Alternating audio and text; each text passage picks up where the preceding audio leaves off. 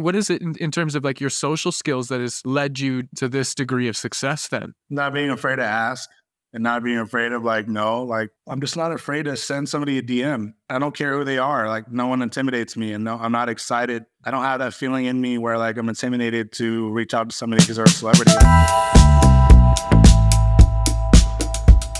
Welcome back to another installment of the Perspective Podcast. My name is Devon. I'm with my co-host Mitch, Harley, and today we have on Joe Vargas. I'd love to kind of get a brief kind of synopsis of what you've been doing in life and what brought you here to the show. You want to know my story? Because it's a story. Yeah. The long version, or you want the short version? You know what? I want you to tell whatever version that you think is truest to you, because I think there's a lot to be said about having other people's opinions about the story of who you are and, you know, how you came to be. And I'm a huge proponent to the idea that even heroes are villains in somebody's story. So I'd love to get yours and you know, wherever you want to start, we can go from there. Absolutely. So I've had 3 different careers. So that's why I say the long story, short version, but I'll try to pack it down. So I was in the Navy for 8 years. I was stationed on a ship in San Diego for 5. And then I'm from Vegas. I was born and grew up in Northern California, but once I hit 6th grade, I moved to Las Vegas. And so I'm a native of Vegas, and I was lucky enough after my 5 years on the ship, they rotate you depending on, I was in the Navy, so they rotate you depending on your rate, which is your job, because they don't necessarily want you on a ship at all times because it messes with your, am I allowed to curse on this? Yes, sir. Okay.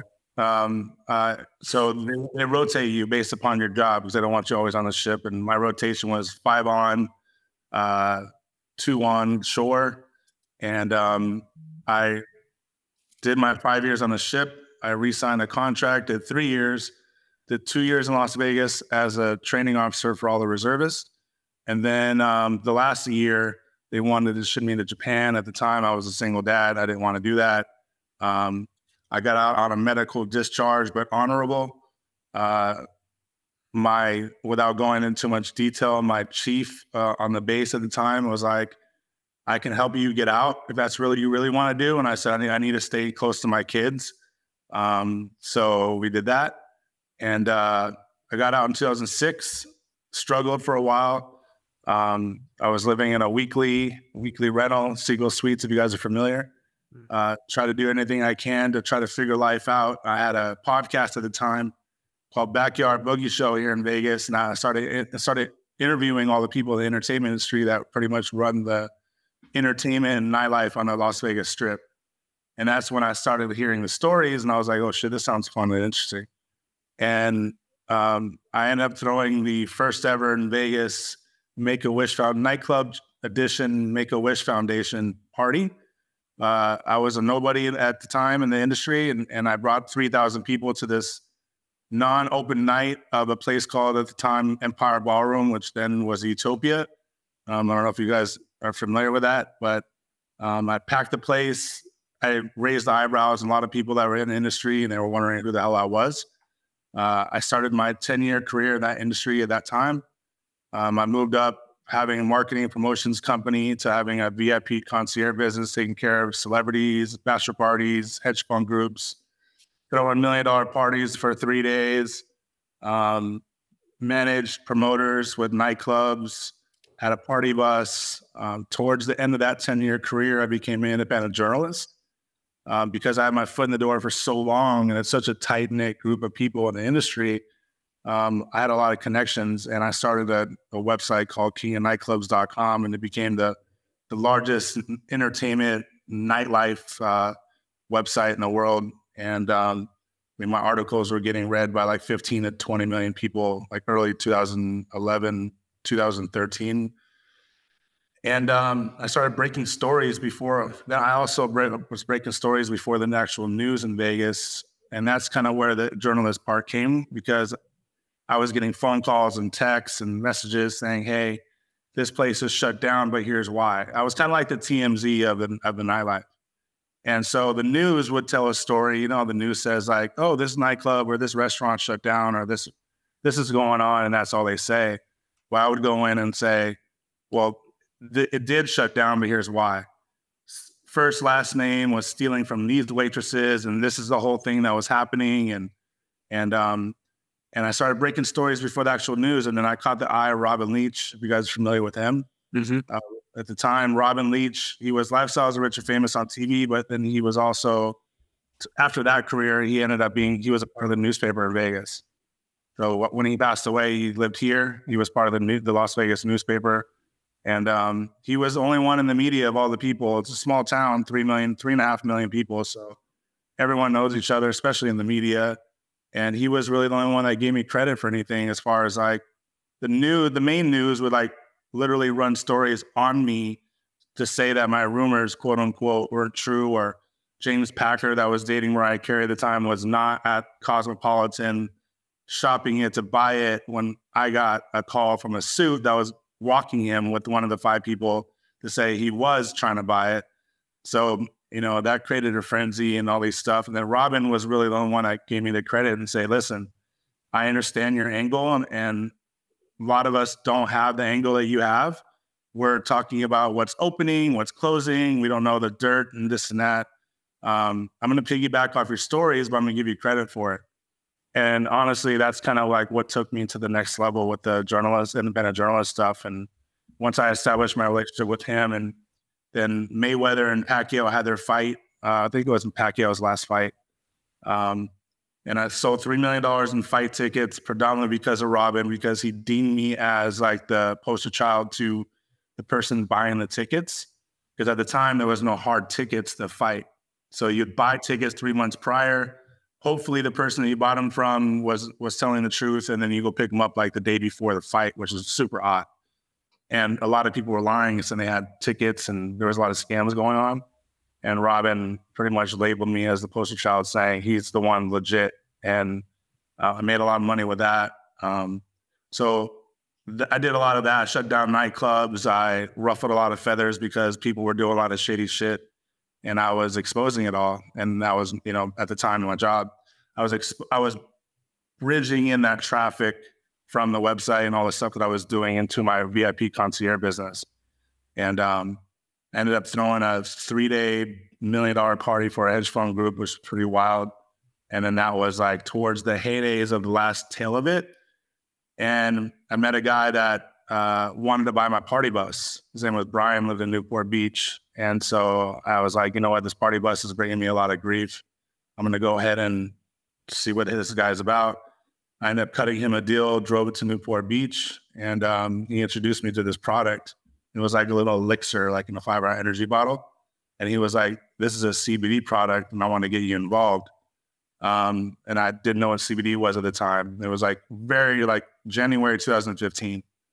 And coming to find out, he couldn't give me rights to ownership because he didn't actually own the product. He was licensing it out from the guy making it.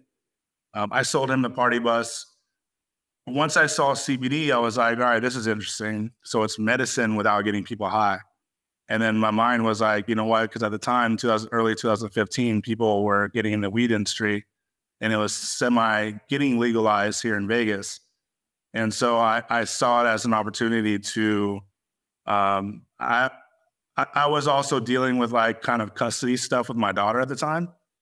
And anything that I would do, or any job that I was taking, or whatever the case may be, was being brought up to the judge in court to kind of make me seem like I was like this not a fitting father, like he's in nightclubs and stuff like that. And it would just kind of like dispute. And so I was like, all right, so the CBD stuff seems cool. Not everybody can get high and wants to get high. And I also want to avoid shit inside court. So maybe I should see what the CBD stuff is about and not go with the weed stuff. So I did. 4 months later, not 6 months. 6 months later, I ended up starting the company, but about 3 or 4 months of research, I ended up starting, I created the first ever CBD syrup, which created a subject in the CBD industry category, CBD syrup. It's called Cloud9 syrup. I created it in my dad's kitchen, didn't really know what I was doing. I kind of put together what I thought would be something. And once I got to what I had, I hired an herbalist and said, this is what I want. And I need it to be clean, no powdered herbs, because I had powdered herbs inside of it. No powdered herbs. I need it to be strong. And this is what I wanted to do, and this is what I wanted to be like. And he reformulated it to what I had. And then I created what I have now. Then Cloud9 Syrup blew up because I pretty much impacted the lean culture, if you guys are familiar with that. So like in the hip hop culture, there's that promethazine and codeine that rappers drink, which is actually not good for you, but it freezes your insides, gives you seizures. It's very expensive. It's like $1,200 for an ounce. So I pretty much started running a lot of ads, took over Twitter at the time, running a lot of ads basically. And all my ads were like, there's a way of drinking lean where you do double styrofoam cups, Jolly Ranchers, Sprite music, hip hop music. And I pretty much marketed it as a healthy alternative to lean. And I kind of took over. And the colleges, my daughter was like known as the daughter of the guy at school, for starting Cloud9. I infiltrated the lean culture and blew up Cloud9 Syrup. And then it led into 90 different products and multiple CBD dispensaries, which I launched the first ever CBD dispensary. And, the rest is pretty much history. That was quite a colorful past. Yeah. There was a moment there where it seemed like you were kind of living every young guy's dream, the party dude out, around all the hot girls, a lot of money coming around. You seem to be the guy that's facilitating all that stuff. It takes a special kind of person to be able to be in that environment. What do you think attracted you to that? Like, what is it about you that made you fit for that role? I was still young and I'd never experienced that life, I guess. When I went into the military, I was 19 turning 20. And I was, when you're in the military, you actually, a lot of people, I don't know why they don't know this. I feel like everybody does, but they don't. You get paid more money when you're married and have children. So they incentivize you to do that. And so when I had a girlfriend, she was in Vegas and I was in San Diego, and I was like, hey, let's get married. I can get paid more money. I can move you to San Diego and we can live, our life together, this and that. And she ended up getting pregnant with my daughter. And then after that, 2 years, I ended up meeting my son's mom. We got married. That lasted 2 years and we got divorced. So like my early 20s, I didn't really experience like life like that. And I didn't know much about like the clubs and running the scene. And when I had that Backyard Boogie show back in like 2005, 2004, 2005, I started meeting all these people in the industry and they were telling these fucking wild stories. And I was like, dude, this fucking sounds awesome. I want to like indulge in that. And this guy, Bo, they call him Bo-Town. Bo is like the OG, one of the OGs of the Vegas nightlife. But he was telling us one story and I was like, and he was a big promoter out here. And that's kind of, it just piqued my interest. And it was something that I wasn't used to when somebody that's like in it, he's one of the few guys that kind of like mold what the industry is today on your show and telling you all these crazy stories. And you're still young. And you're like, holy shit. Right. And then you get out, and that's just something that attracted me at the time, just because before joining the Navy, when I was going around to the Army and Marines and they're like, all right, what are you interested in? And I was like, smoking weed and girls, that was my mentality as a kid and hustling. And, before all that, we can go far back, but I was reading tarot cards on those 1-900 numbers, hustling people on tarot card readings when I was 16 years old. So like my mind has always just been like, do what I can, if I'm enjoying it, but do what I can to make money and to make a living. And when I was 16, living in North Las Vegas at the time, doing that, that's just, I was the guy selling candy in school and flipping it. So it's just always been, I look for ways to make money, but the nightlife part of it, when the stories came about and I was talking to the guy strippers that are in the headline shows and Bo and all these other guys, like, I was like, this is something I kind of like want to venture into and see what it's about. Then I threw that party for Make-A-Wish Foundation, granted a wish for a kid and sent him off to a Lakers game before he passed away.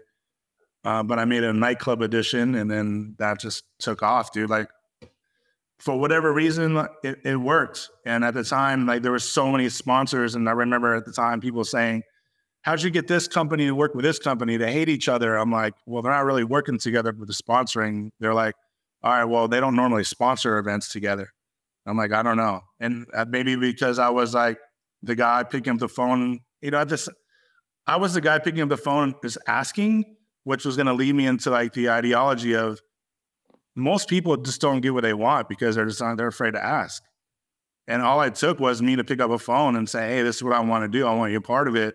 And it wasn't something that somebody else ever did at the time in Vegas at a nightclub on an off night. So it just piqued the interest of people, and it just ended up working and pushed me into my industry that I was in.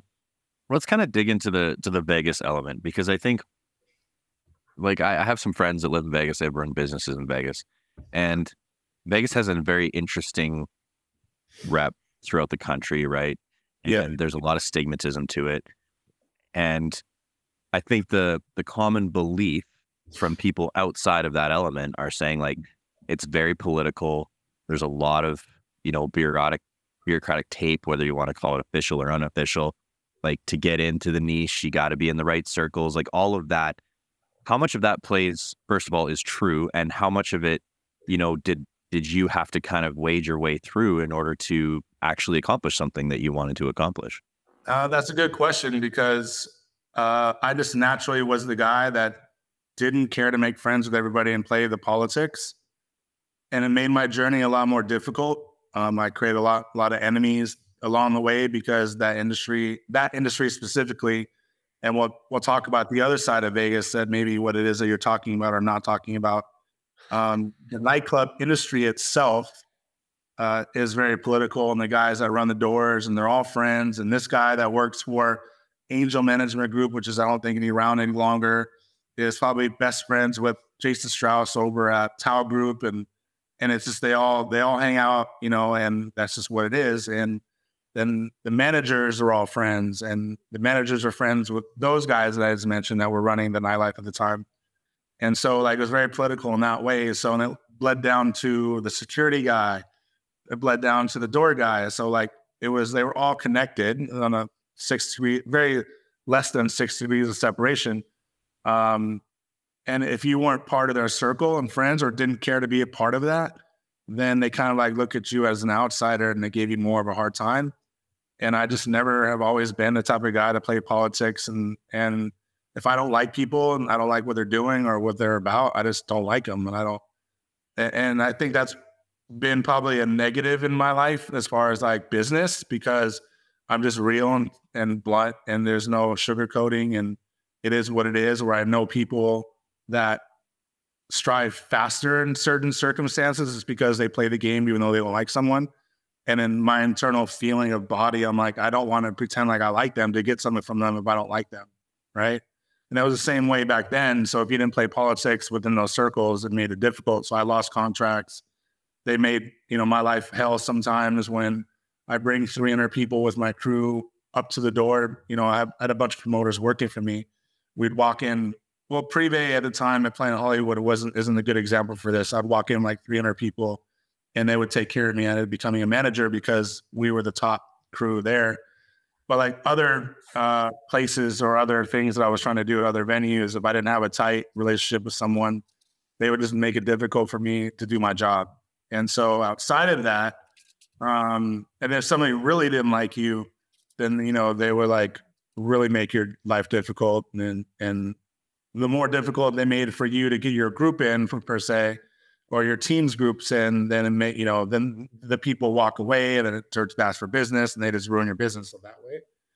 As far as the other side of it, how Vegas works, like very political in a sense of, I have employees now, and, I have a lot more employees now than I did, but you're kind of like in this little bubble when you're in the nightlife in Vegas. And so it was different per se. Like now I'm playing with like city officials, right? Where I didn't have to do that before. I just needed an LLC and the contract with the nightclub, and I was fine.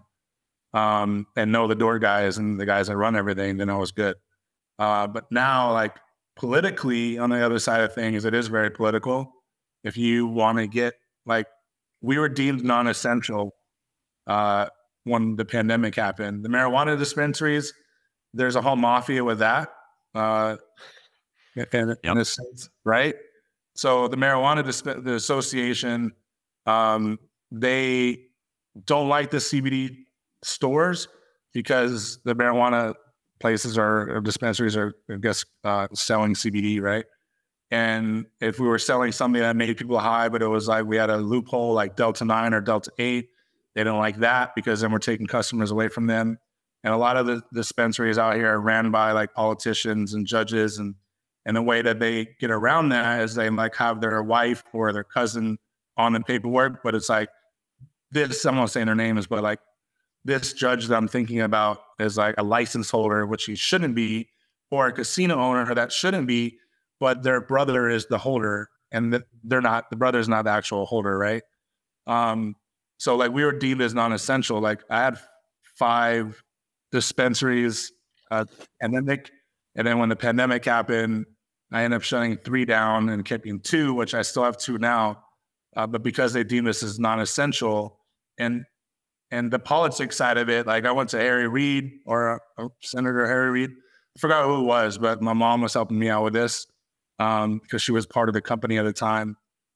We went to anybody that we could think about politically, and they were like, our hands are tied on this one. Like the association has too many people involved that are like too powerful, and they just don't want the CBD stores to be around while things are happening right now during the pandemic. So politically, like you deal with stuff like that, right? Now, getting licensed faster.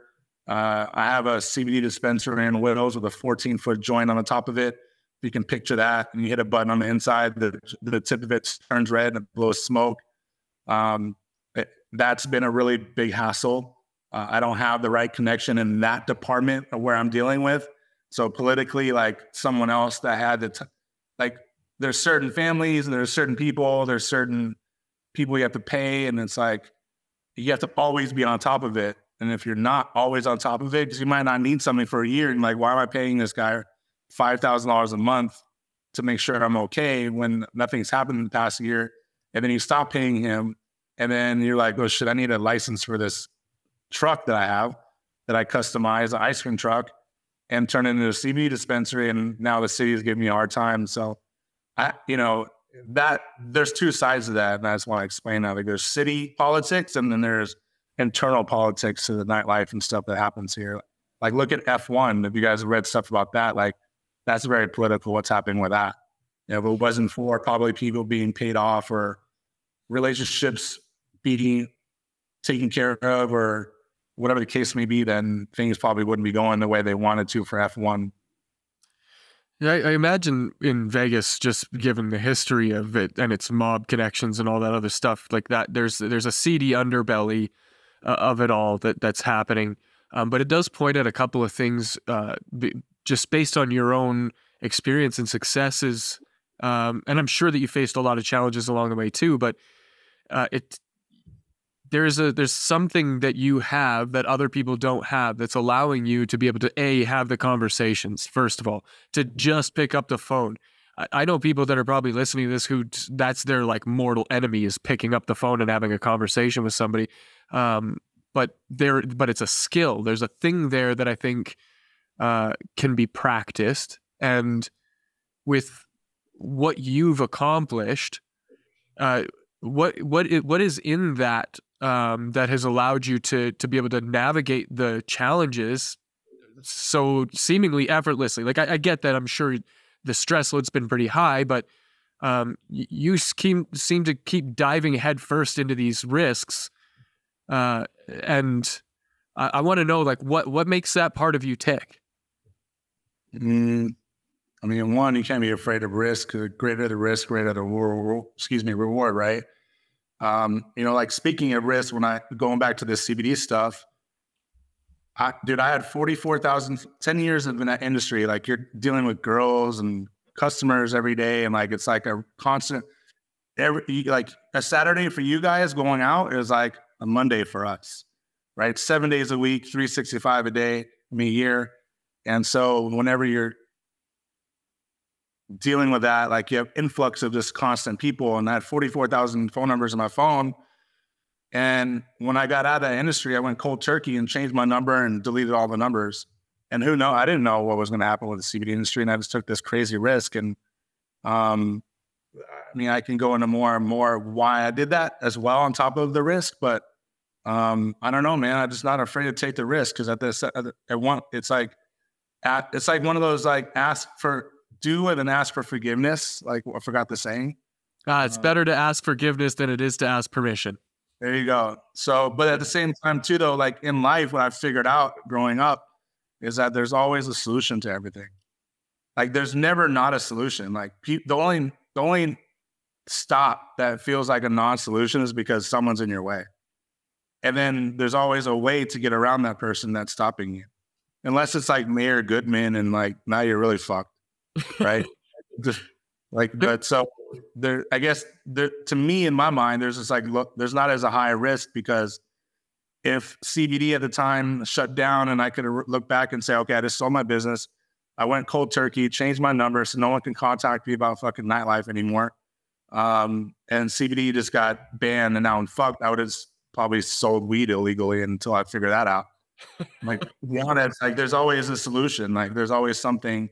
I would have enjoyed more doing probably that instead of going back into, like, I looked at like these older guys running around nightclubs. I'm like, I do not want to be that guy when I'm like 50 years old, running around nightclubs and like dealing with girls and being that guy, you know, and hanging out with 10 hot chicks because I get a free bottle from the club.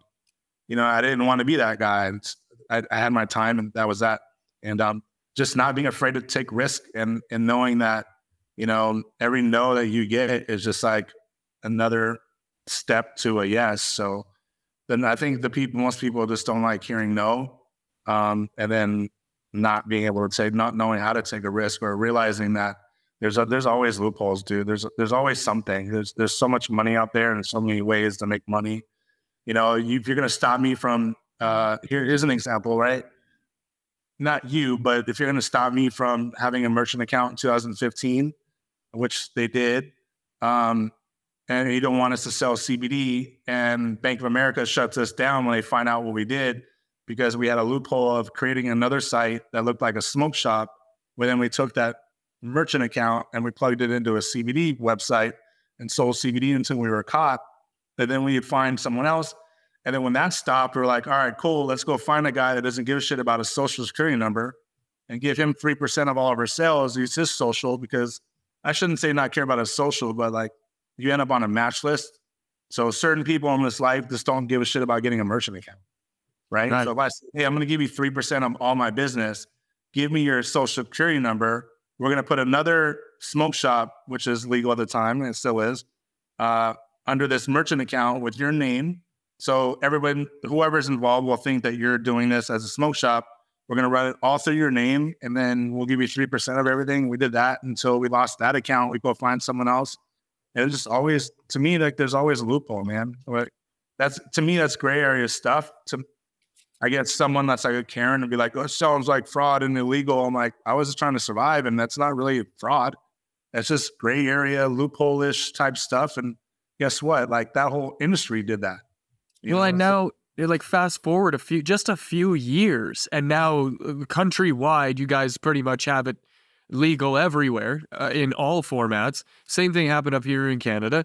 And that is a result of somebody like you being brave enough to pioneer this in a way, and really to hold the whole system to task on it. Because, yeah, sure, right now, 10 years ago, Bank of America didn't want their name associated with that. But with all the money that they're making now, yeah, now right? Yeah. So I have a CBD bank now. I have a merchant account. I own mushrooms.com. It's mushrooms with a Z. And so, like, the cool version. Yeah, right. It is the cool version. Yeah. But I think with one mushrooms with an S, I feel like cooking mushrooms automatically. But when I launched, I haven't launched it yet, but when I launched that, the industry for mushrooms, for functional mushrooms and like Amanita mushrooms, I don't know how familiar you are with that stuff, but it's very gray area-ish. And certain people have to even though it's legal, it's non-psychoactive, doesn't have nothing in it that's illegal, deemed as illegal. It's not a magic mushroom per se, but we still have to do loopholes for that. So like what I'm dealing with mushrooms is kind of like back in 2015 with CBD.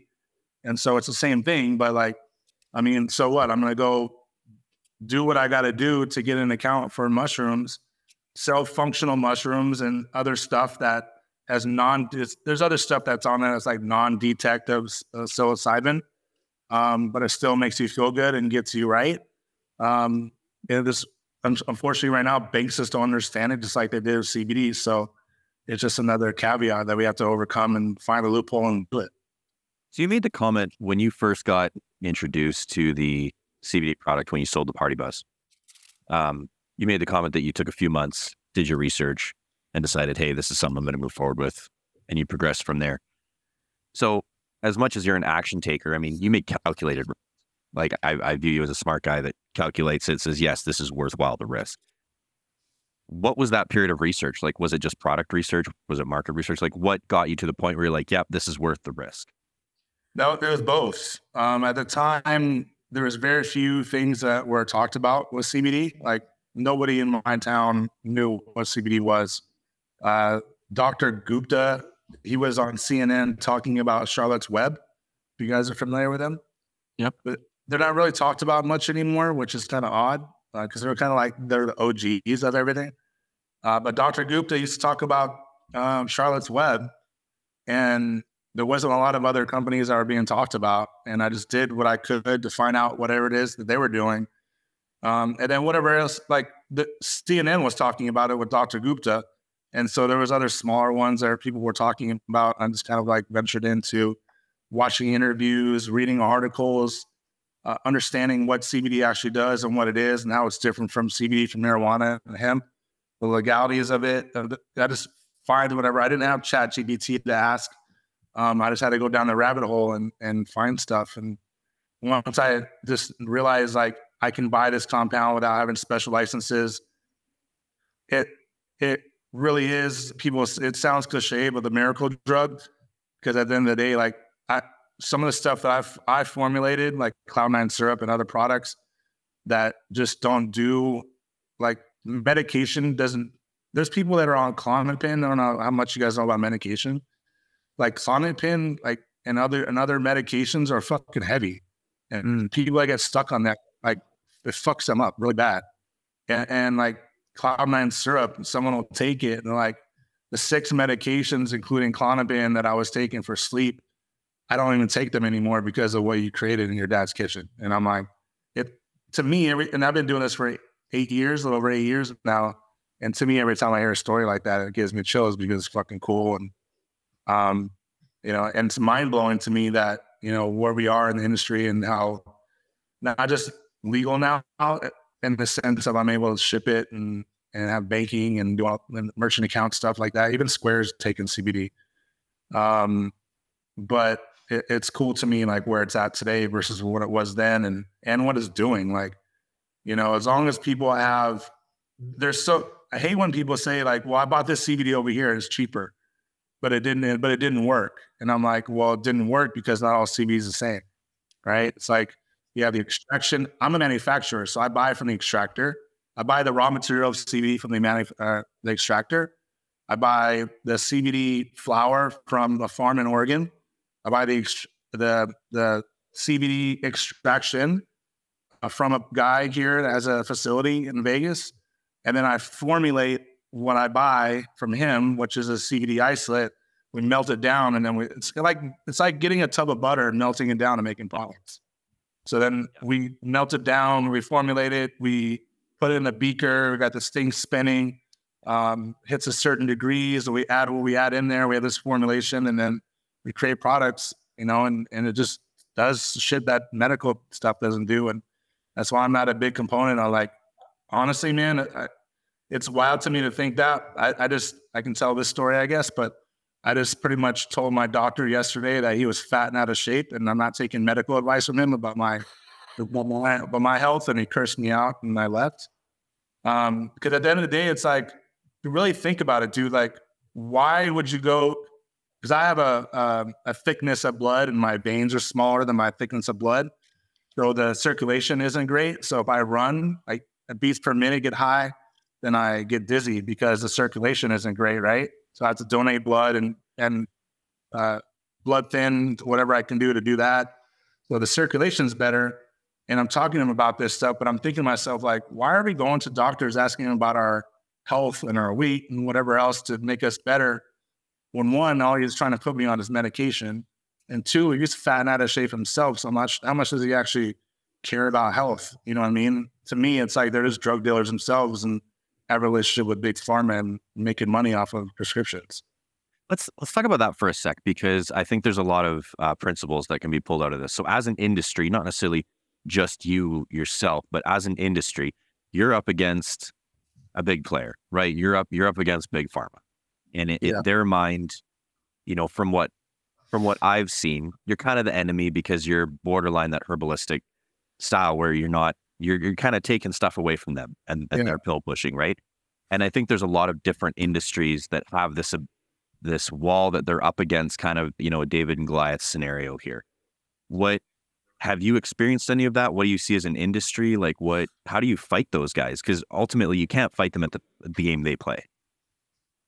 So knock on wood, no, I haven't. The only thing I've ever dealt with was like receive these really cool El Chapo style letters and saying that you better stop sending this to XYZ location, otherwise we're gonna seize and blah blah blah. And I just kind of like laugh about it because who the fuck is in prison right now for selling CBD? Nobody. You know what I mean? It's like a scare tactic. So that's not necessarily from big pharma. There are guys that are in the industry that do get seeked out by certain organizations that have the big pharma, I guess, in the best interest. And if they're not doing things right, they just get fucked with and they get letters. And if they don't have certain procedures and their facility isn't up to date with certain material on the ground and walls, and like when if you piss them off, like there's nothing really you can do.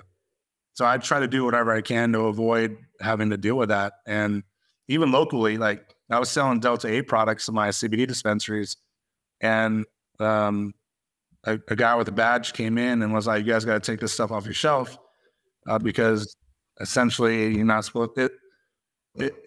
I don't think it's illegal, and it's not illegal. There's just a gray area. There's a loophole, and marijuana association. It goes back to the marijuana association. They just don't want certain products in our stores, so that takes away from customers from their stores. You know, and I took them off our shelves and continue selling it online and ship it to every state. Even though there's like 14 states I'm not supposed to be shipping it, but I still do. And every now and then, I'll get a cool little like El Chapo letter and talk about like how I feel like I'm like this mega drug dealer, but I'm myself. I'm just selling CBD, and like they're just scare tactics letters, and you don't want to get on the bad side of those guys because there's nothing you can do because they have too much power. Well, it's crazy to think about this in terms of the way rules of doing business have been constructed from the beginning of time. There was a time when driving around didn't require you have insurance, but who do you think lobbied the politicians to make that a law? Because I sure can tell you it wasn't the general public. It was the insurance companies that made it the law, and now I guess they stand to benefit from it. So there's something to be said about the people who make all of the rules and what the premise is behind that. And it's okay if that's the case, then yeah, how gray area can we really get in terms of the ethics and morality or whatever else? And what do you do personally to kind of juggle some of that stuff? Is that something that weighs heavy on you, or you have a pretty solid belief, or where are you at with all that? In terms of what? I kind of lost on that part. Just the way that you navigate the gray area. I just do it, and then like I ask for forgiveness later if there's any issues. Like I don't go to the city and say, "Hey, can I sell Delta 8 in my CBD dispensaries?" and wait for them to say yes or no. I just do it, and then they say you can't do it. I'm like, all right, cool. I'll take it off my shelf. It's like, look, like this isn't what we're talking about. Like the past 3.5 months, I've been remodeling my house I just bought. And I'm dealing with, I can't stand the fucking HOA. And because one, I just know that they're just people like me that have nothing, they have nothing to do. And they're not like in a association set by the city. I don't know how they got their position, but there's like, they just bought a home and now they're on the board and they can tell everybody else what to do. But like, I just do things and remodel, like we're really remodeling our house, front yard, backyard, in the house, everything. And I don't ask permission for anything. And then we'll have a dumpster to pick up rocks and roots in the back. And it's sitting out in the front yard for 2 days. And we'll get like a letter from the HOA. And then by the time, we even respond, like it's not even there anymore. Right. So I just, this is how I am all times, like in life. Like I'll just literally do and ask for forgiveness later. I do the same thing with the CBD stuff and that whole industry. Like what can really people do? I'm not going to go to prison. I'm not going to go to jail. I'm going to get a fine for $500. Okay. Well, isn't that's the fear I think that a lot of people have when it comes to taking risks, like the ones that you have taken. You put yourself up against a lot of scary situations, and yeah, well, can they put you in jail or can they fine you? And if they can, what is the fine? And there's all these scary things to get over, and you just seem to be, I don't know, brave, I guess would be the best way to describe it in the face of all of that. I also think too, is to be completely honest with you guys, like I have a personal brand and I'm a public figure, not just on social media, but like locally. Like I was the biggest entertainment, because like Entertainment Tonight would be bigger than me, but like a nightlife blog in the country at the time. And I worked with Robin and I was very part of the media and right. I was an independent journalist and on billboards when I opened up the world's first CBD dispensary, and I've been on TV. And then they like, anytime something happened with CBD for 3 years, they would like call me and say, hey, we want to come interview for this, interview for that, interview this. I was like that guy.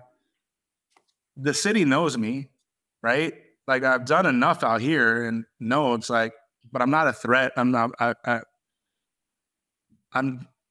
from what I've been told, that I'm a good person, right? Like me and my wife are known for doing good business, treating people with respect, and just being good people, and all the things outside of, like, not to boast, but like all the things I've done for charity, all the things that I do for the homeless, all the things that my stores do every summer, or not a summer, but every winter for like the blanket drives that we do. Like, dude, I'm 45. So there's so much that I've done and grew up out here, and I graduated high school out here. So I know all the big families, but I don't talk to them all the time, but they know me, like, you know what I mean? So I don't know if I don't want to paint the picture like for everybody to run out and just fucking say, fuck the world and do whatever you want. I want to kind of say that kind of helps, because if my name gets brought up, or if I go hire a lobbyist because the Marijuana Association's fucking with me, like I've had to do, someone on the Marijuana Association finds out that it's me and talks to the president of the Marijuana Association for me because he knows me and knows I'm a good guy. So like that is probably portion of it, me knowing that if there's something that happens, I have someone. I'm not the lone wolf. I have ties and connections to the people I need to be tied and connected to. Some situations I just don't have, my hands are tied. Like I can't do nothing about the Marijuana Association. So all I can do is please them, right? Like there's too many political people and powerful people that are part of the dispensaries and making money, whereas like I can't fuck with the Marijuana Association. I don't try. So I just do what I can to please them. And then if they have questions or they have problems, I hire, like one time I had to hire a lobbyist. And but that whole ordeal, I told you, like somebody in the Marijuana Association knew who I was. They talked to the president. And it's just, that's probably partially some of it. And then me knowing that, and if something gets tied up or something happens, like I can call like hypothetically the largest criminal attorney in Vegas and say, hey, I'm in prison for selling CBD. If that would ever happen, but it's not going to. So that I'm just not like this guy that just doesn't have any connections or resources and just takes all these risks. Like I know how Vegas is, and I know that I'm tied to a lot of people, covers of magazines. There's so much luncheons and like meetings with the mayor and helping the mayor become mayor. And yeah, man, I think that has a lot to do with it as well. So for people that are listening, it's like, don't just go out and say, fuck the world and just go out and do things. Like I wanted to add that in there to kind of help people understand, like, it isn't just me saying, fuck it, I'm going to do whatever I want, deal with the consequences. And when they come, I know in the back of my mind, like how Vegas works. And I know a lot of people, and there's been very few times where I had to go that far to where I had to make the phone call and say, hey, I need your help. Can you talk to such and such from the city and help me out? How much is it going to cost? Like, you know, whatever. But at the end of the day, like beyond all that, it's like going back to asking, you know, whatever saying, I can never remember it, but the asking for forgiveness later. Mm-hmm. So I guess the fame or clout has offered you a little bit of relationships too, right? That benefit of protection or a blanket or whatever around you, and I think that's awesome. And I'm sure that comes at a cost, right? Being the guy that everybody knows, there's always a downside to that. But it's what I'm hearing, and this seems to be a common thread throughout this whole conversation is this is not necessarily a situation of what you know, as much as it is a situation of who you know. And so that points at your skills in the social game, in being able to meet people and provide value, because there's got to be some kind of exchange of value for you to be able to call up somebody and be like, hey, can you help me do X, Y, Z? And especially the favors at the level that you're asking for, I'm sure. So you'd have to go pretty deep with somebody. And so what is it? What is it in terms of like your social skills that has led you to this degree of success then?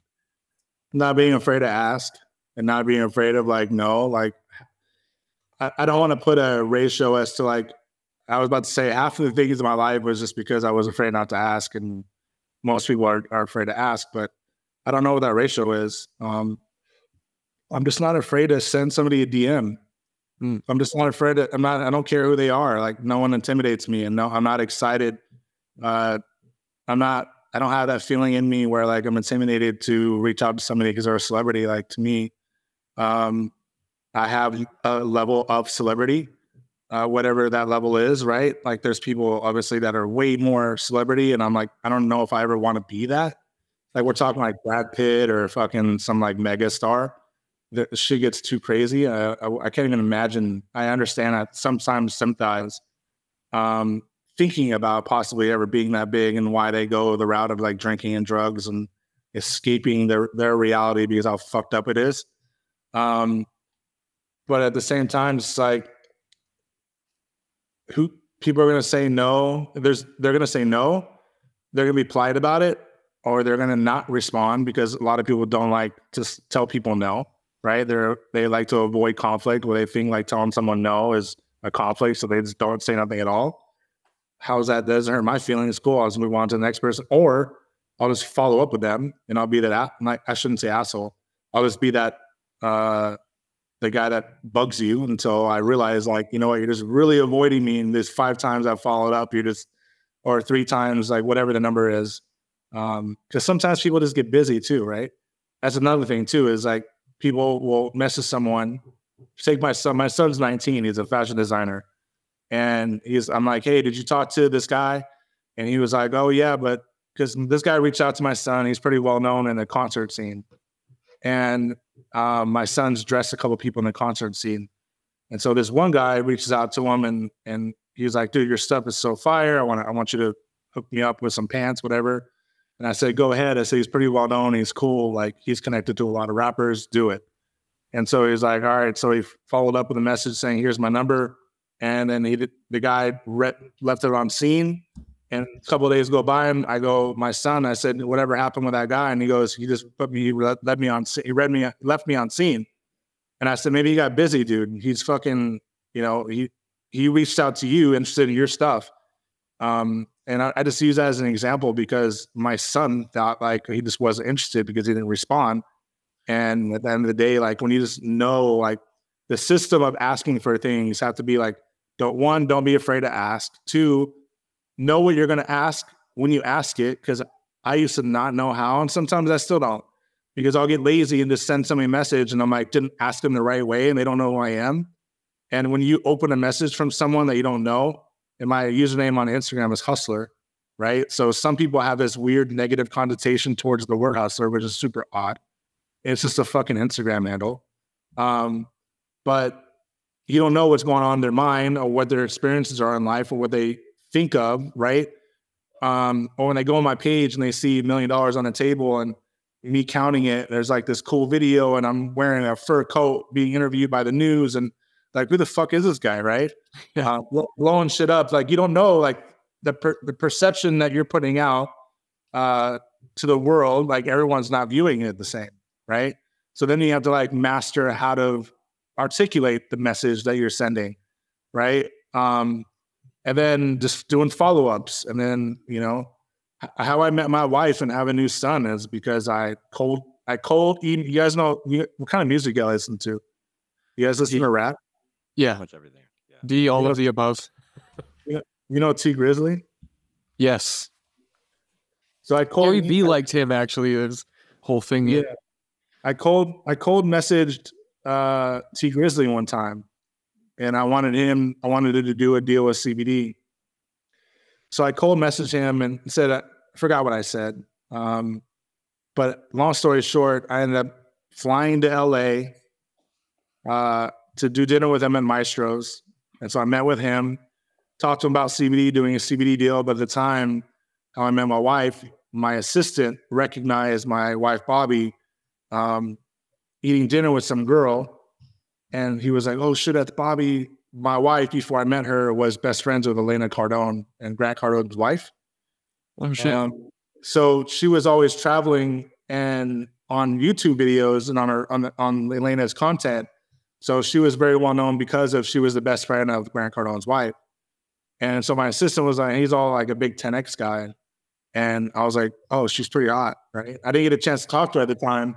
And so I finished dinner with T, and I DM'd my wife. And speaking of randomly taking risks and just messaging people, and I DM'd my wife, and next thing you know, like 6 months later, she's moving to Vegas, and then we got married and had a kid together.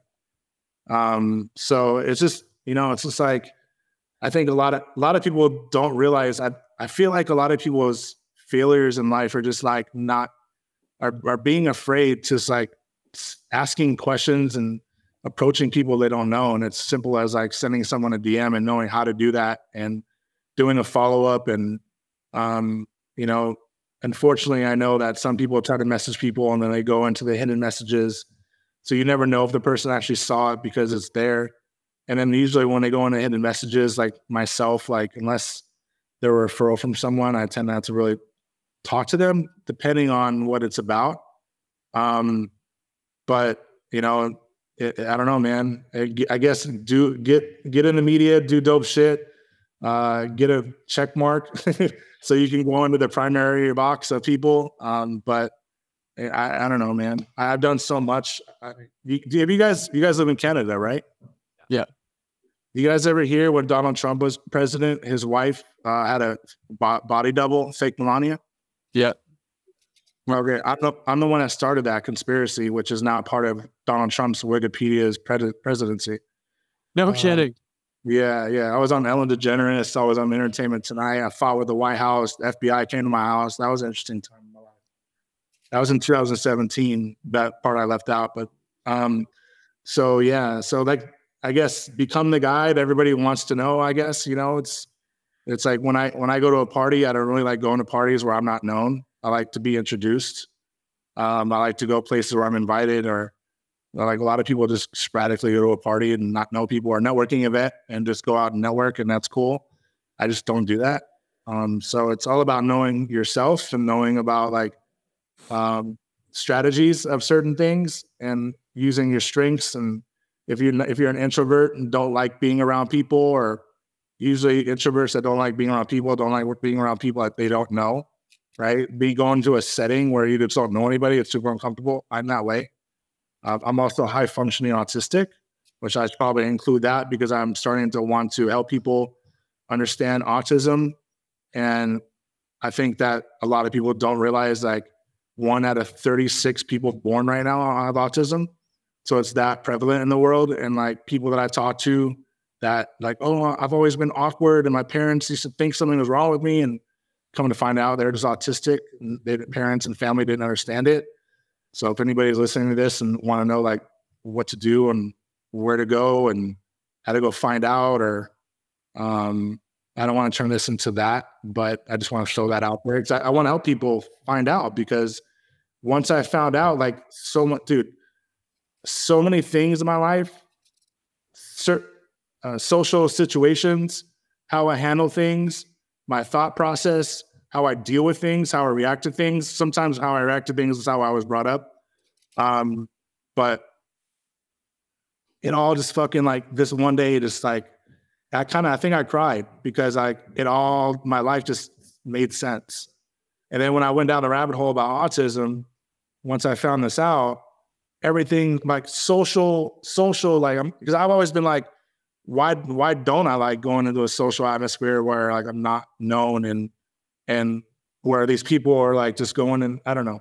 There's certain social dynamics of autism because it's such a wide spectrum of things. I don't know how much you guys know about it, but there's goes as far as like mannerisms, thought process.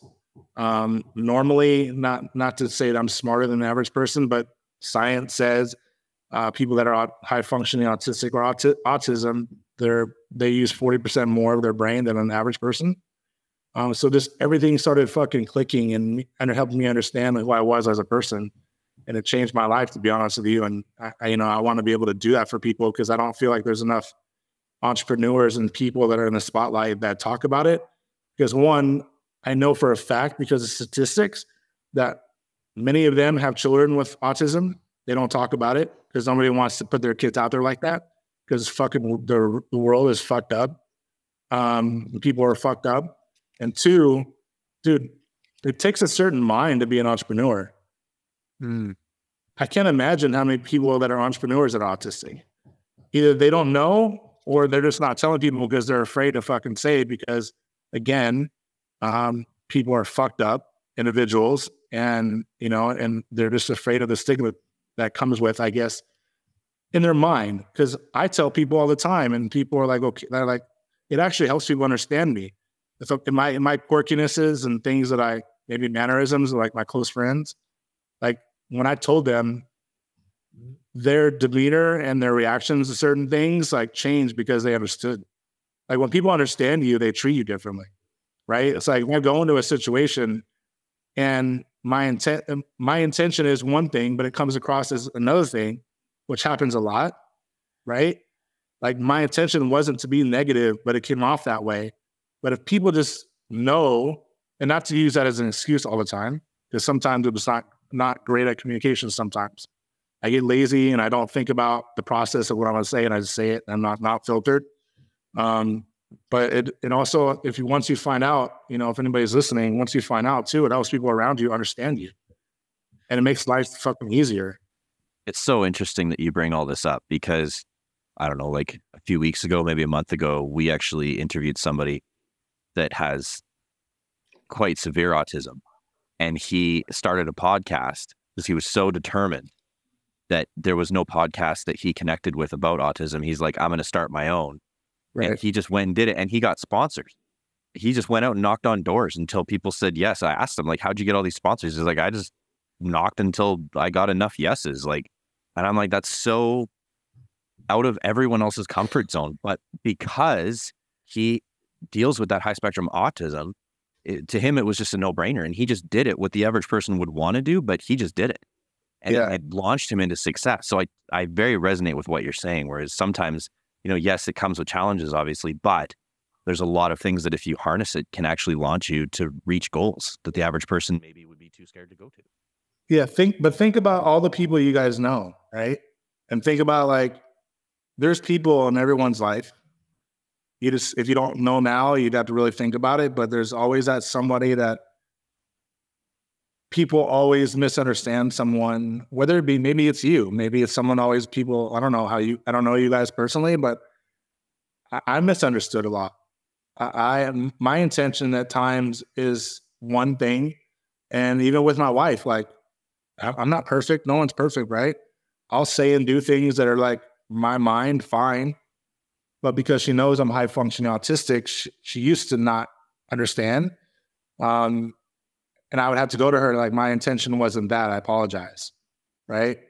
But if you think about all the people like that are probably listening, or other people that are people listening that they know someone, and like if you better understood that person and knew why that person was quirky, knew that that person's intention wasn't negative, but always comes off as in a weird way. But you understood is because the person's autistic, that you're going to treat them better, or you're going to understand more, and life for that person is going to change because now they're going to start getting this feeling of like, everybody understands me now. They didn't understand me before. They didn't know why I was this way. They didn't know why I walked into a party and, I did these things that, there's certain things that they say autistic people do. And parties, like not want to be at parties that they don't know people is one, and not talking to people, which goes into like this introverted thing, but which is autistic people are that. Sometimes they're not. So it's like this really interesting, and the whole thing is really fucked up to me because there's only so much that they know. They don't even know what causes it. There's like leading things that go into vaccines cause it. Feed causes it. The lead and, the what's in our food and our whatever else, all the bullshit that's in our food and toothpaste and shampoo and literally everything. Even our fucking blankets that we buy. We can go down that rabbit hole too, but probably maybe for another podcast, how fucked up this world is. But the cereal that our kids eat, that, you know what I mean? Like there's a lot of factors that go into it, but the shitty part is they don't really like know specifically why autism and why it's getting, just a year ago was like 1 out of, I want to say 62 people were the statistics. And then a year later, it's 136. They've been gathering more and more data on it. There's all kinds of little tests out there now that people can take to figure it out. And, having that understanding of self and then the ability to communicate that with other people is seemingly a superpower that I think that you experienced unlocking for yourself. Because like you said, like as soon as you were able to share that with people because you understood yourself, now the people around you could see you in a way that, because you've never been seen before, right? You've never been heard or understood to the level that you are now. And that took you going deep on yourself and figuring that out for yourself. And I love the fact that you pointed at this saying, I just recently came across on TikTok, there was a guy being interviewed in the streets, and it just seemed like this innocuous conversation, and somebody walked in between the camera. And the guy doing the interview was like, wow, so disrespectful. And the guy on the other side that was like answering his questions goes, never attribute to malice what can be attributed to ignorance or stupidity. And both of those things, that makes a lot of sense. But we tend to, from our own paradigm or our own frame, we tend to shape the way the world is. And until we can get control of how we see the world, we're always kind of at a mercy of this status and power game that's at play. You can choose not to play it, but it's still being played. And so wouldn't it serve you to know more about yourself and maybe the rules of the game? And I think that that's a big part of what has led you to the successes that you've been able to experience is really just deeply understanding yourself and that what you bring to the table. And then not even doubting it. Not doubting that you don't bring those things to the table, because I think that's what holds a lot of other people back. They might know, they might have an inkling of what they bring to the table, but they don't believe it themselves, or they don't have enough evidence to support their belief that maybe they might bring it to the table. So they talk themselves out of it. They come up with excuses. So good for you for being able to see that in yourself, and then not just figure that out, but now you're bringing it back to the people who might still be stuck. And I think that's flowers while you're still here, man. Yeah, thank you. Yeah, I view, I don't want to make this like a Kanye moment. I don't see the music. No, I don't. George Bush doesn't like black people. No.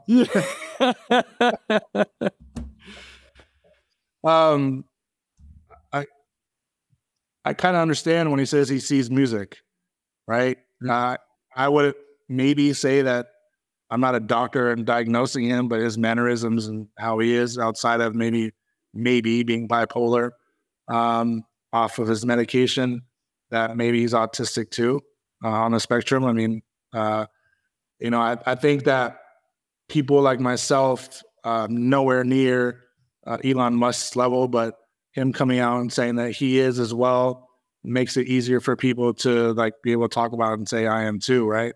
Because before these days, everybody thought like autism was retardation, Right? And it's not, and it kind of like it pisses me off now, but I try to ignore it just because a lot of people are ignorant. Like when people like we used to use the word, the FAG word back, like you're an FAG. I don't want to say the word because people will clip it and like Yeah. Yeah, I hear you. Yeah. But as a kid, we used to like, that was a word that we use like when we thought someone was dumb, like that was GAY, right? Like, but you can't do that now, I guess, because of the way the world is. But the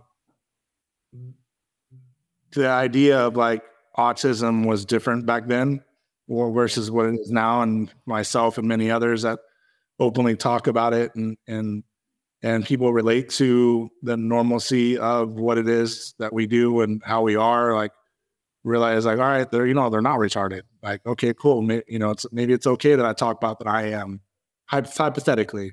Right. But so going back to the Kanye reference, it's like, I viewed life differently. Like he sees music, right? He says he sees music. I'm sure I don't have any doubt that he I might make sure I say that right. I don't have a doubt that he does. But for me, like, I don't see life the same, right? Like, I don't see, like, I can sit here and like, it might sound a little strange. And I want to take a good podcast and at the end make the people think like, oh, this guy's a fucking lunatic, like a weirdo. Yeah. Or like, I can sit here and talk to you, bro, and like see your soul and like understand the person that you are. Right? Like I don't see music, but I see people for who they are. Like and many times I don't even have to see the people, or I don't have to talk to them or see them talk. I can just, based upon how people are, their language is and how they respond to things, or what they say when they respond to things, or how they post themselves on social media. Like I can just see. Now, mind you, this isn't like something where I just go throughout my day, my busy day, and hang out with my 2-year-old, and I have, a 19-year-old son and 24-year-old daughter, hang out, and my wife, hang out with them, and just like everything is like, oh my God, fast motion. I can see everything. Like it takes some energy. I have to, like right now, I'm focused on you guys. I can't say like what you guys have done, and like maybe you've done bad shit and you change your life, and I'm not a psychic, right? But I can kind of see someone for who they are and how they are, because there's times where I'm like my best friend, he's in Dubai right now. He'll be like, hey, this person, whatever. I'm like, he's not a good person, bro. He was like, how do you know? I'm like, I just know. And it kind of bugs me because people don't understand this side to me where I was like, can see and understand, or maybe I just know something about people that they don't know that I know. But I can just tell, right? And so like intuition, there's another empath is another word that people use. But to be honest with you, it's like sometimes draining, because like I walk into a room and I'm like looking at, I always think, I don't know why every time I talk about this subject, I always think about this one hookah lounge that I go to sometimes here in Vegas. And it's just like this room. I go in, it's an open room, but when I'm there and if there's a lot of people on my table, I just catch myself like staring at everyone, like I watch everyone, because like I'm just like absorbing the energy and understanding the person as they are, the true self. And so like something about, but at the same time, it's fucking draining. So I try not to do it. Because you're absorbing energy and like you're reading energy, you're absorbing energy, and And it's fucking, and people that can do this can probably attest to this, that maybe listening, it's draining, because at the end of the day, you're absorbing other people's energy to understand their energy, right? Mm-hmm. So I don't know if I attribute that to the autism, or it's another superpower that I have, but yeah, I don't know, man. There's a lot that goes into me that you live your life trying to understand. I came to a point in my life, probably in my 40s, when I started trying to understand like why I am the way that I am, and like where these things come from, and why certain, I can, like, we can go down that rabbit hole too, but like I can ask for something and it comes to me really quickly, like everything.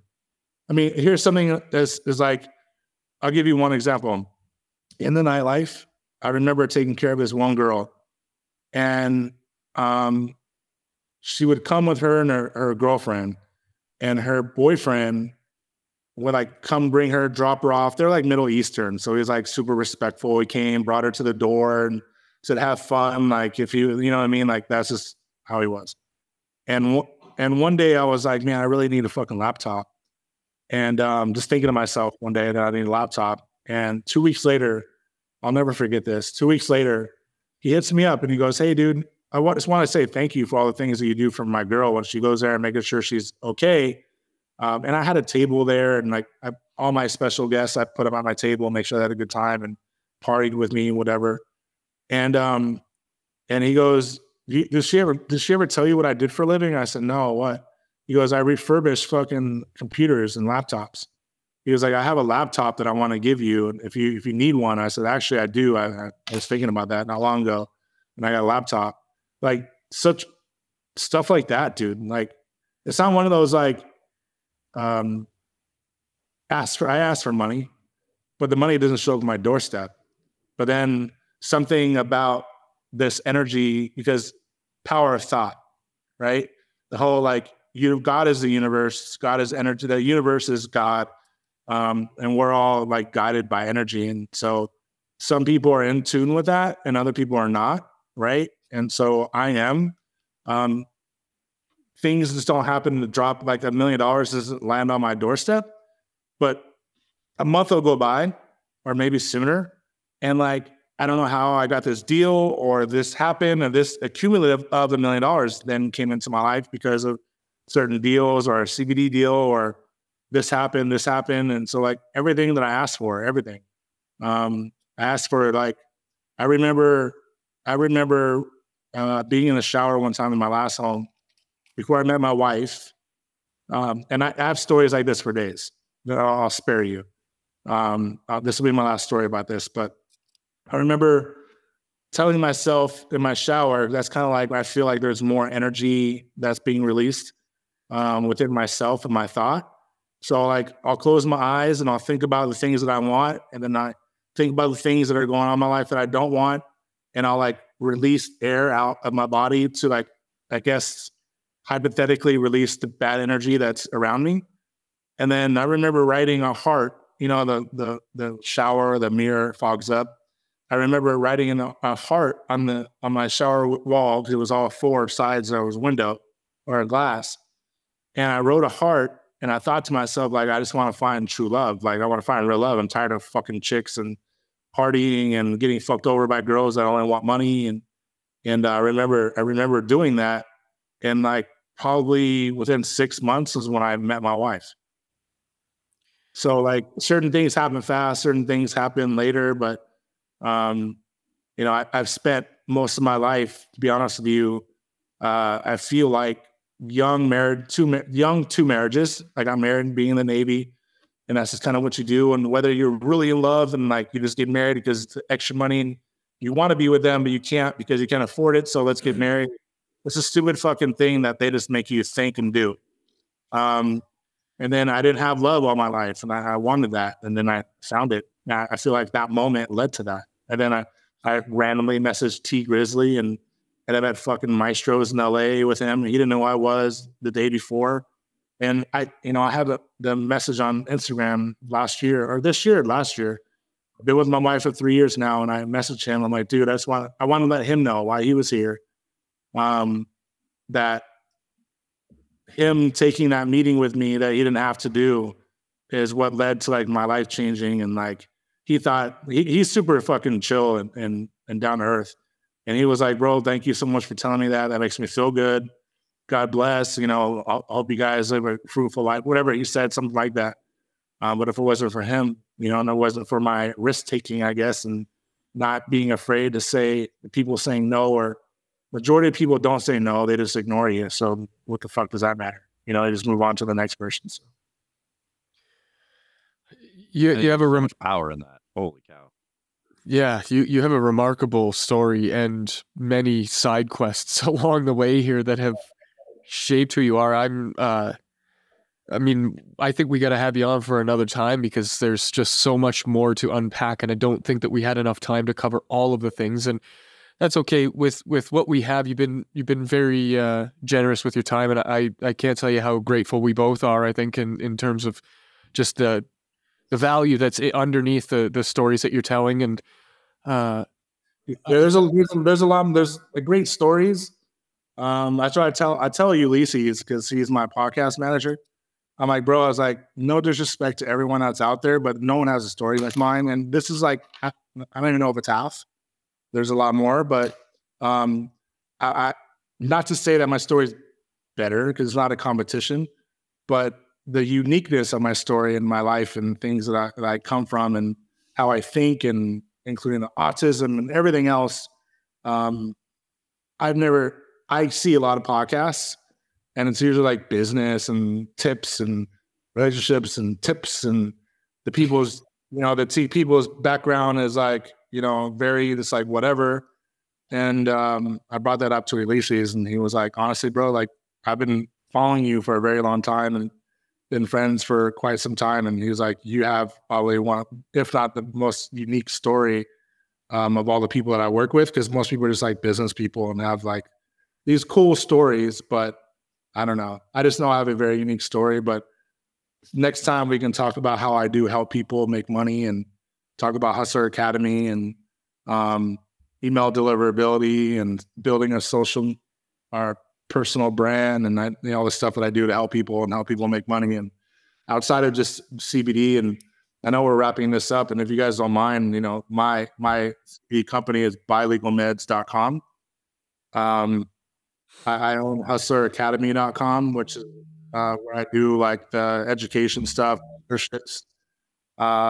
the helping people speed up their, my team helps people speed up Shopify stores, helps people with email deliverability, which a lot of entrepreneurs don't know much about, and we do that, and mentorships and helping people build a personal brand is a big one for me as well. And the mentorships it's interesting because I feel like just a lot of people just need guidance. It's almost like they need another parent. Like when you think about mentorships, bro, like, I don't know if you ever did them, but really you're just seeking for another person to guide you and mentor you. And it's kind of like what dads do. Right. Or moms do. Like you're just going to look for extra guidance that maybe you never got or you're not getting, and you need some, because we all like in this moment sometimes where we're like, we need a third party or a third person to help us make a decision on a path that maybe we're confused and we're stuck. And there, speaking of which, like I'll throw this in there, I'll shut up. On Hustler Academy, there's a section on there called Book a Hustler. There's a tab on there. It says Book a Hustler. And there's several entrepreneurs that are there at service, basically like Dan Fleischman, Hardcore Closer. There are many, many people. And you can book them for an hour of their time, and you can ask them questions. So like if you're stuck and you want to learn how to throw an event, you don't know how to get to Dan. You guys know what Dan Fleischman is, right? Yep. If you don't want to throw an event, either somehow how, you can go book him for $250 for an hour and ask him as many questions as you can with an hour on how to throw an event. Like, I don't think people realize like for $250, that's fucking incredible. Like, you know what I mean? Like, for one, you can't get a hold of him. I'm his friend for 15 years. I can't even get a hold of him. And to be able to like go into deep roots of what these people do to make millions of dollars and have their time for an hour to ask them questions for whatever it is they put themselves as, I think Dan's $250 for maybe the hour. I'm not sure. There's a section on there as well to do that. So like Charlie, you guys know at Charlie, the Dream Machine Foundation, he's on there. So if you want to learn how to like to set up like charities and stuff like that. But when I was growing up as an entrepreneur, I didn't have that ability to be able to reach out to people and pay for their time. It's such a little amount to find out, because sometimes it's like, I just think even now, sometimes I'll call friends and I'm like, hey, I'm really stuck here. I need a third opinion. I asked my wife, I asked myself, what do you think? Right. And there's that ability for people to do that and connect with that, because not everybody has friends like myself and others, maybe you guys, and there's like some dude in Kansas, and for a little bit of money, they can go. If you want to become a fashion designer, I think my son's only charging like $30 for like 15 minutes. You get 3 questions out of that. Some people just need a 1 question answered. For $30, you can go fucking get it answered, right? So that's on there. So there's a lot of business side to things. I'm a manufacturer, retailer for CBD products, and then all the business side of stuff that maybe we can get into next time. Yeah, you are. So, yeah, we tapped into Pandora's box here. I don't think we either one of us understood just how deep that was going to go. So, yeah, let's wrap this one up. We're definitely going to bring you back. If somebody wants to get in touch with you, those avenues that you shared, probably the best way to do that. So I have a social media manager that manages my Instagram. I do help facilitate it. But at Hustler on Instagram, contact at hustleracademy.com is an email. It's not directly to me, but my team. But I mean, they filter this thing, and they filter everything, right? Like there's so many things that come in, people responding to my stories, inquiries coming in, scams coming in. And so it's, someone that's busy. I urge everyone to go out there and try to find, maybe someday. I own virtualassistant.org, and I'd never put it to, I had like 600 domains. So I never put it to use, just because it's like, I feel like it's like a big task, to have like a website where you can go and find virtual assistants. Right. But yeah, so you can go out and find, you can't with my site, but, if you can, go out and find a virtual assistant and have someone go out there. And if you're getting a lot of leads and people contacting you, having people filter those and getting serious people, because there's a lot of people. I do Millionaire Mastermind as well. So we have a mansion event every month, where right now we have it at Conor McGregor's old mansion. That's cool. Yeah. So we do an event there, and then we have people pay $1,000. They come, they get dinner, entertainment, speakers, private, intimate networking. I forgot why I even brought that up. Well, why did I bring that up for? How do we get in touch with you if we want to? The audience, because I already got in touch with you. Sorry. I think my ADD is kicking in. But how they get in touch with me? They can if they want to meet me in person, they can go to do that. Maybe that's where I was going with that. Yeah. The Instagram and the email is probably the best. There's not really a way to virtually contact me directly until you get to a certain point. Like, if you're a paying customer and you want to pay for mentorship, you're filtered and move. Oh, the reason why I brought that up too is because I'll post the mastermind. People are like, I'm in, I'm like, all right, cool. And I'm handling it because it's like late. I'm like, fuck it, I'll just do it. And then people don't pay, like just wasting my time. So that's another thing as well. But those are the ways. Okay, beautiful. That's it, I think, for this episode. We're going to try to get him back on for a future one, so we can go a little bit deeper on the business side of things now that we know who you are as a person. But that's it for this episode, and we will see you in the next one.